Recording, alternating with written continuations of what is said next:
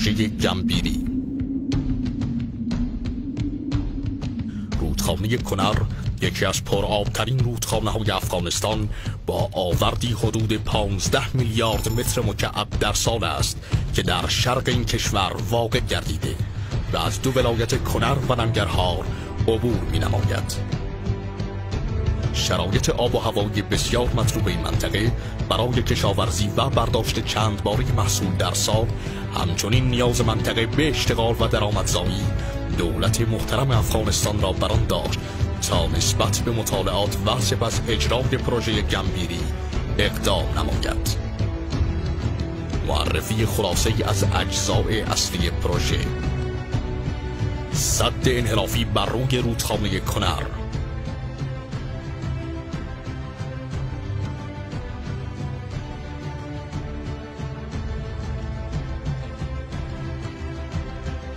هدف از احداث این سد هدایت جریان رودخانه به کانال‌های انتقال جناح راست و چپ است.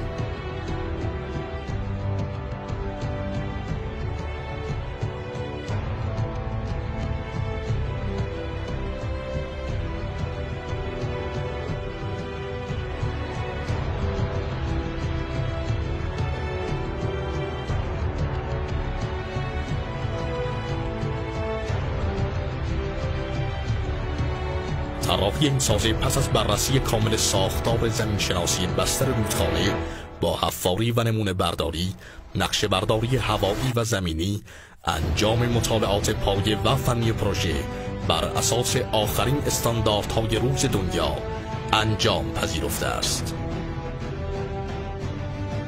سامانه انتقال آب در جناح راست سد انحرافی.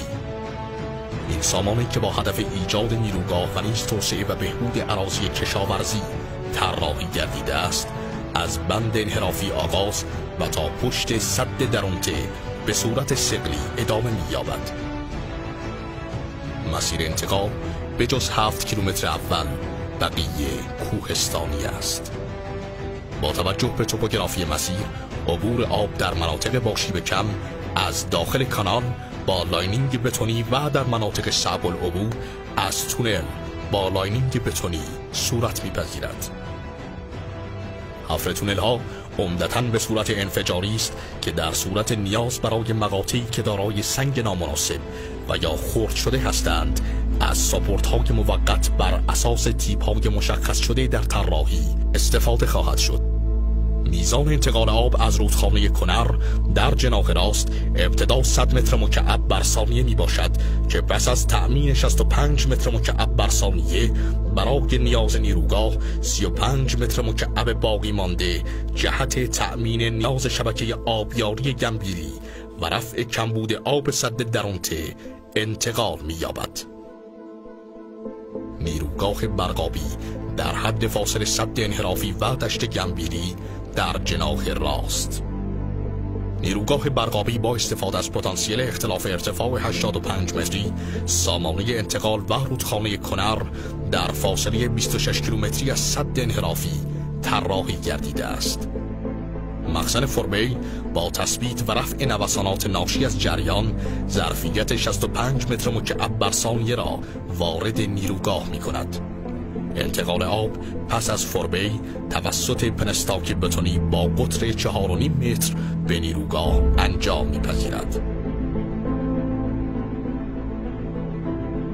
جریان آب با عبور از 3 توربین فرانسیس حدود 47 مگاوات انرژی تولید می‌نماید. انرژی سالانه حاصل از این نیروگاه 381 گیگاوات ساعت خواهد بود. آب خروجی از نیروگاه در مسیر طبیعی مجدداً به رودخانه کنر وارد می شود.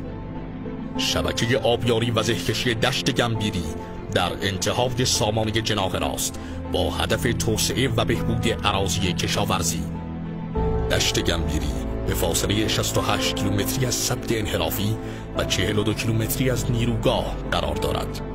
در این دشت وسیع با نام دشت گمبیری بزرگ و کوچک که برای کشاورزی مستعد می باشد، شبکه آبیاری و زهکشی با توجه به الگوی کشت و نیاز آبی آن طراحی شده است. با ایجاد این شبکه زمینه اشتغال مستقیم برای بیش از 12,000 خانوار فراهم می‌گردد. آب مورد نیاز اراضی این دشت 10 متر مکعب بر ثانیه در زمان آبیاری می باشد. مازاد آب تحویلی به دشت گمگیری که حدود 25 متر مکعب بر ثانیه است، به ویژه در فصولی که نیاز آب کشاورزی کمتر است، جهت تأمین کمبود آب نیروگاه سد درونته و نیز کمبود آب کشاورزی اراضی جلال آباد و ننگرهار در پایاب سد درونته تخصیص یافته است. با توجه به اختلاف ارتفاع مناسب انتهای سامانه انتقال و سد درونته، پیشنهاد استفاده از این پتانسیل در آینده برای احداث نیروگاه جدید به میزان بیش از 20 مگاوات به کارفرمای محترم ارسال گردیده است. سامانه انتقال آب در جناح چپ سد انحرافی. میزان ظرفیت کل این سامانه در حدود 6 متر مکعب بر ثانیه است که برای اراضی کشاورزی موجود و توسعه در آینده پیش بینی و طراحی گردیده است. امید است با اجرای کامل این طرح عظیم، گامی بزرگ در جهت اشتغال و فرق‌زدایی، توسعه و بهبود کشاورزی و صنعت در منطقه و نیز آبادانی بیشتر افغانستان بزرگ برداشته شود.